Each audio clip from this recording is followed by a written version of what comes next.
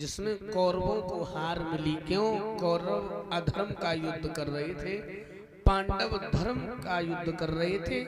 कौरवों का सर्वनाश हो गया, पांडव 5 के 5 बने रहे, कुछ नहीं बिगड़ा।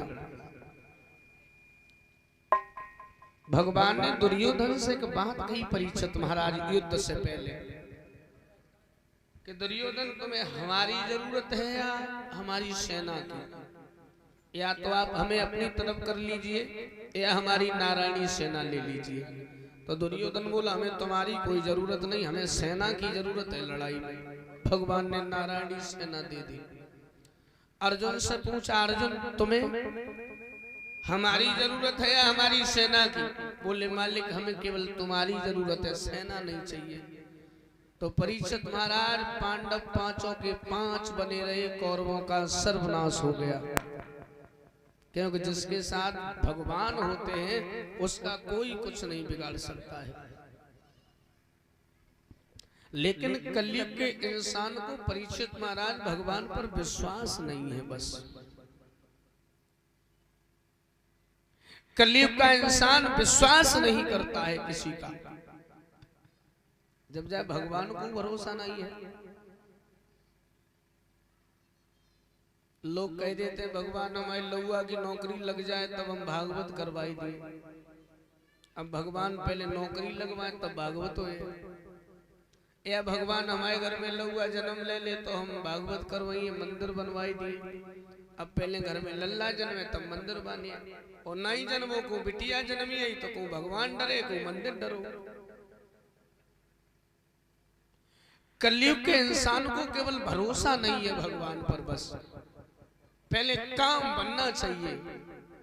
हाँ, भागवत तभी होगी भगवान की जब तक लौआ की नौकरी नहीं लगे तो कोई मतलब ही नहीं फिर तो।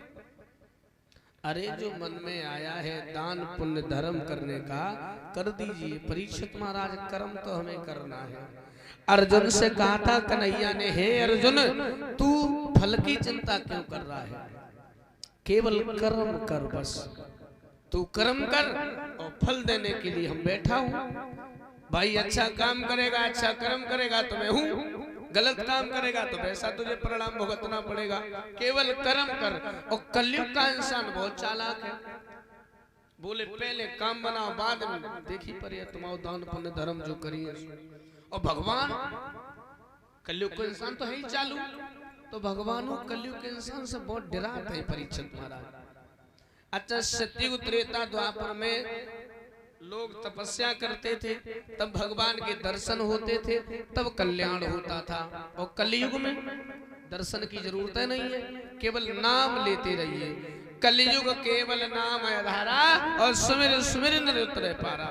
केवल नाम लीजिए, दर्शन की जरूरत नहीं है। क्यों? भगवान को बहुत खतरा है कलयुग के आदमी से। वे जानते अगर को जाए दर्शन देवे गए तो को पकड़ के कमरा में न बंद कर ले भाई और भगवान पच जाए। तो उन्होंने नियम ही बदल दिया। बोले भाई हम तेरे सामने तो नहीं आएंगे, बस तू मेरा नाम लेता रहे, तेरा काम बनता चला जाएगा।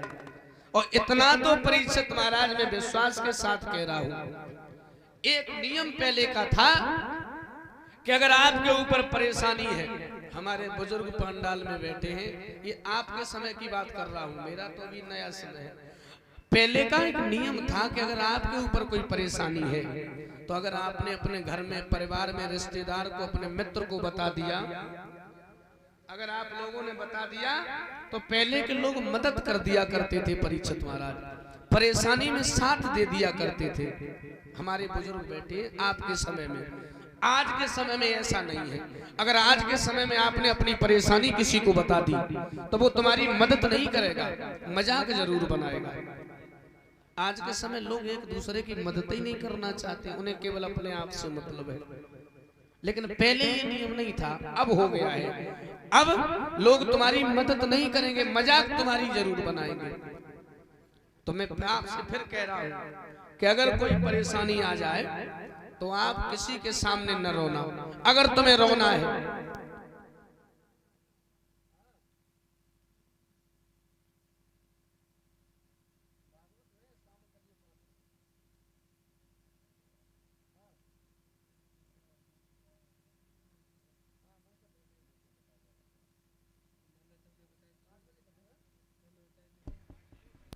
याद रहे लोगों, जवाब दिया है। अगर कोई परेशानी है आपको तो दुनिया वालों के सामने परीक्षित महाराज कभी नहीं रोना आप, क्योंकि ये लोग तुम्हारी मजाक बनाएंगे। अगर तुम्हारी कोई कमजोरी इन्होंने जान ली तो ये सिर्फ तुम्हारी मजाक बनाएंगे बस।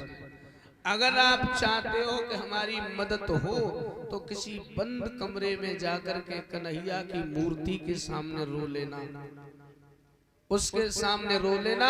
तो परीक्षित महाराज ये बात मैं विश्वास के साथ कहता हूँ, मेरा कन्हैया तुम्हारी सुनेगा जरूर। सबकी सुनता है वो, लेकिन सुनता उसी की है जो उसे दिल से याद करता है, आत्मा से याद, मतलब से जो याद करेगा वो कभी नहीं सुनेगा तुम्हारी। लेकिन आप जब उसे आत्मा से दिल से याद करोगे तो मेरा कन्हैया लोगों तुम्हारी सुनेगा जरूर। क्यों? वो दुखियों का दाता है, वो मालिक है जिसने सारा संसार बनाया है। जब वो तुम्हारे साथ है तो ये दो हाथ वाले तुम्हारा कुछ नहीं बिगाड़ सकते, क्योंकि वो 1000 हाथ वाला तुम्हारे साथ है, तो ये 2 हाथ वाले तुम्हारा क्या बिगाड़ लेंगे? कुछ नहीं बिगाड़ सकते। मेरी बात अगर मैं खुद करूं, क्योंकि परीक्षित महाराज मैं ज्यादा वेद पुराणों की बात नहीं करता हूं। ऐसे तो पुराणों का ज्ञाता तो रावण भी था, उसका सत्यानाश हो गया। मैं ज्यादा वेद पुराणों की बात नहीं करता हूँ, मैं सिर्फ इतना बात करता हूँ कि आज जो हमारे समाज में हो रहा है, जब हम अपने माँ बाप की सेवा करेंगे, प्रेम से अपने परिवार के साथ रहेंगे, कोई गलत काम नहीं करेंगे, तो मेरा जीवन आनंद से व्यतीत हो जाएगा, कोई कष्ट नहीं आएगा। तो ज्यादातर परीक्षित महाराज में समाज के बारे में अगर कहना चाहूं तो मैं जानता हूं कि जब भगवान ने मेरी मदद की है तो वो सबकी मदद करता है, क्योंकि वो दुखियों का दाता है। केवल भगवान के ऊपर विश्वास होना चाहिए, भरोसा होना चाहिए, बस आत्मा से होना चाहिए, प्रेम प्रभु से सच्चा होना चाहिए, प्रेम प्रभु से सच्चा, और होए न बिल्कुल कच्चा, और घूमे मर्द का बच्चा, उसे दे न सके कोई तनिक भी बच्चा। केवल प्रेम सच्चा होना चाहिए। हमें अपने कन्हैया पर भरोसा है परीक्षित महाराज, इसलिए हम सबसे लड़ जाता हूं। और बात अगर सत्य होगी तो हम कह देते हैं, बस याद रखना। ये भ्राता शीलेश यादव काशियन से आए हैं, हाँ बड़े भाई हैं, और अवधेश यादव जी शिकोहाबाद, अजय यादव शिकोहाबाद। लाओ भैया के लिए एक लान कह देता हूँ।